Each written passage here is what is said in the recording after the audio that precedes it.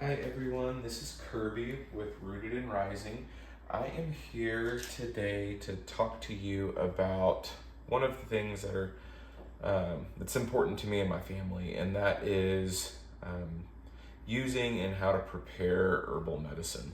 So I just want to start out that this content is for informational purposes only and is not intended as medical advice.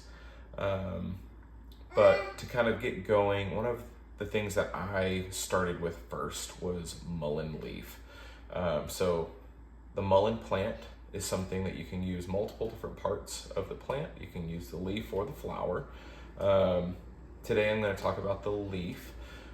This is going to be one of those herbs that has more of a respiratory effect on your body. So if you have that cruddy cough that just sounds wet and mucusy, this herb can work in a way that it loosens the mucus and helps you to be able to cough it out as an expectorant. It also has the ability to help you if you have a dry cough to add in moisture into your respiratory tract due to it having mucilage. So something that's moistening, something that's going to bring in a little moisture. So this one's an interesting one where it can work in a way that it helps move out moisture, but it can also add moisture as well. One of my favorite ways to use this, one, you can use it as a tea. You can get the leaves and steep them in hot water, boiling water for 5 to 15 minutes. Depending on who you talk with, that's plenty enough time for it to kind of steep. I don't know, one of the, I say she's a mentor, I've never met her, but I've read several of her books. Rosemary Gladstar, she mentions, with these herbal remedies to let them steep in a jar overnight for most effect. So you can definitely utilize that in that way as well. But today I'm talking about tinctures, so mullein leaf tincture. So what is a tincture? A tincture is something that you get the herb and you soak it in a liquid. So the liquid can be either alcohol, it can be glycerin, or it can be vinegar. I'm very familiar with the alcohol tinctures. Each liquid pulls out different parts of the plant, kind of the chemical compounds inside the plant in order to help it to go into your body a little easier. So with mullein leaf, I found that alcohol has been better than glycerin, and I haven't tried vinegar. So if you have done vinegar tinctures and you want to share with everybody else how effective they are and how easy they are, put a comment down below and we can get a discussion going on that, because herbal medicine is not a one-size-fits-all sort of thing. There's ways that you can do it in all sorts of different ways to help you and your body and your friends and of course your family as well.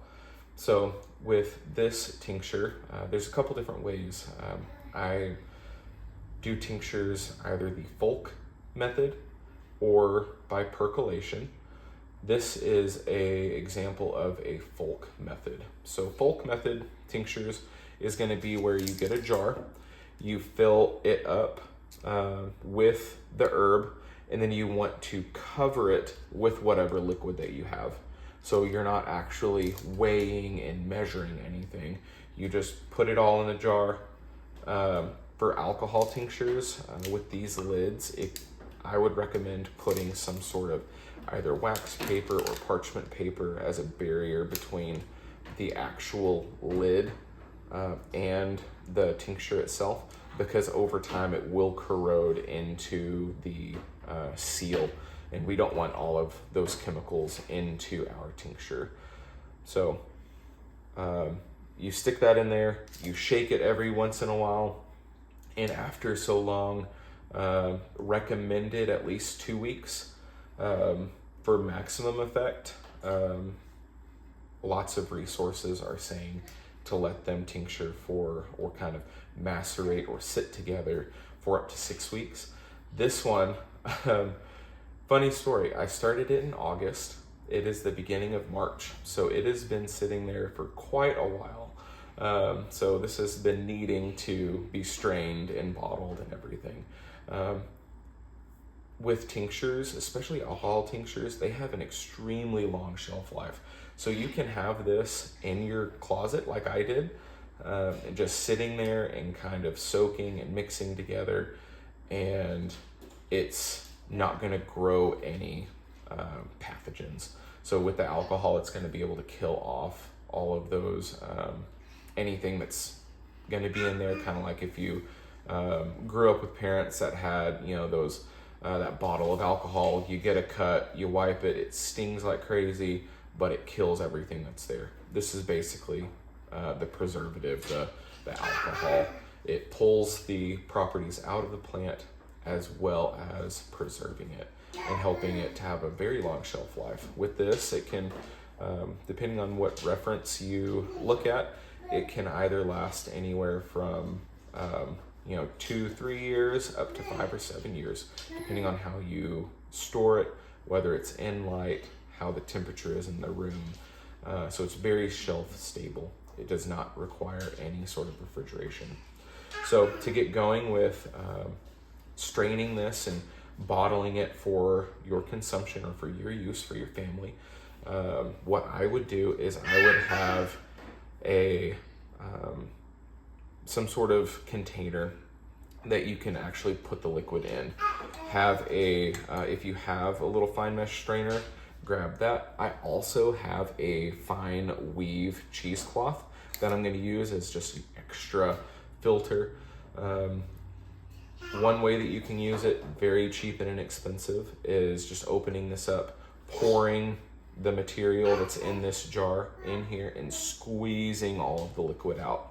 You can definitely use that and do that.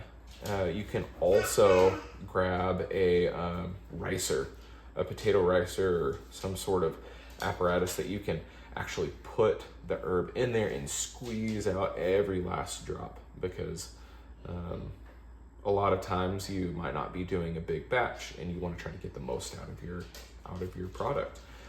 And then thinking of final storage. So here I have a bottle. This is a 16-ounce bottle that's amber and glass color. So what this is going to do is it's going to protect it from sunlight. And anytime that you can protect anything from sunlight, it's going to last longer. Also, you want to consider putting it in a place that's cool and dark to begin with, because that's going to help preserve all of the properties of the herb as well. So to get going, what I'm going to do is I'm going to open my cheesecloth up, set it over my strainer, and then I'm going to grab my herb, open it up, and I don't know if you can tell, but the parchment paper has protected the lid and no moisture has come through, nothing has eaten away at that seal, so that is exactly what we're looking for. And so now you can see, so my herb actually expanded a little bit, expanded over the top of the alcohol. But like I said, again, with the alcohol-based tincture, it creates a pretty sterile environment where it's going to be very hard for any sort of pathogens, bacteria, mold to be able to grow in there. Once we have this, we can simply just pour it right into our strainer.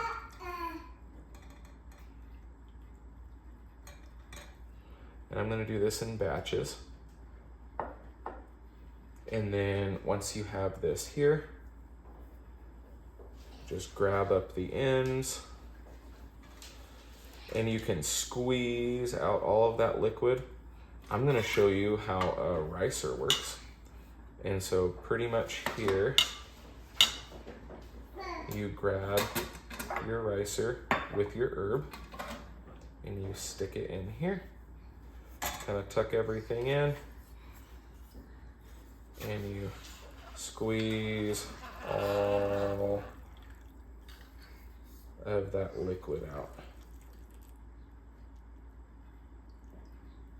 I found that it's helps to get those last little drops and helps maximize your product, because in this world everything costs a little money, and if we can save a little money by helping things stretch a little farther, then that's worth it. Now you can see that's been pressed quite a bit, and so I'm just gonna pour that pressed herb into a bowl and then start the whole process over again. So now I have my cheesecloth again. I'm gonna pour a little more herb in there. Probably go ahead and finish this in 2 rounds, 2 batches.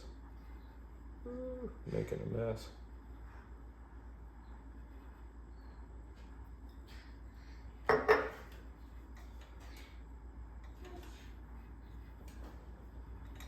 And with the alcohol with this, you can really use anything.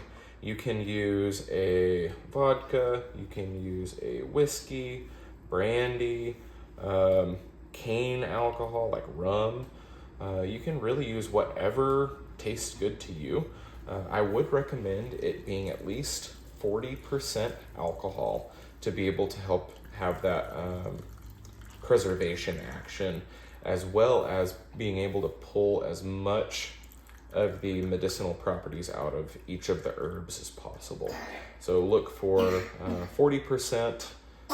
That's not 40 proof alcohol. Look on the bottle, it'll have a proof and a percentage of alcohol. Look for 40% alcohol. Okay, that's about as much as I'm gonna get out of there. And so now we have our herb in our container. And then from here, I'm gonna grab my bottle and a funnel, and we can just fill this up.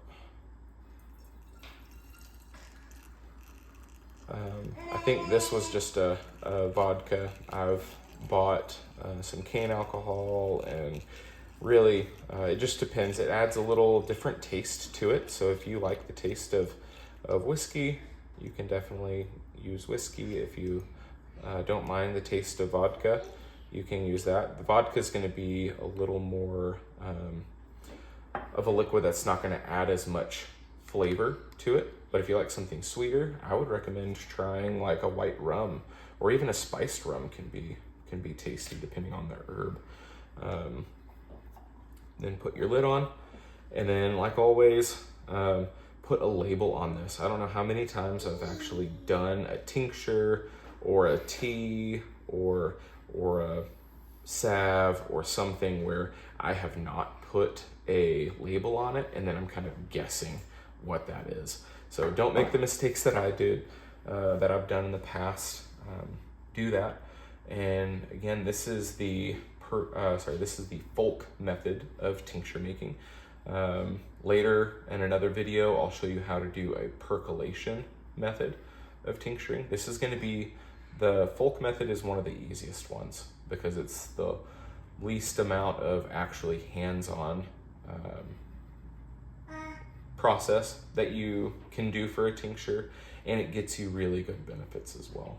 So I just want to thank y'all so much for listening in today, and if you have any questions, put them down in the comments below and we'll have a discussion, and I'll answer any questions that you have. And y'all have a great day.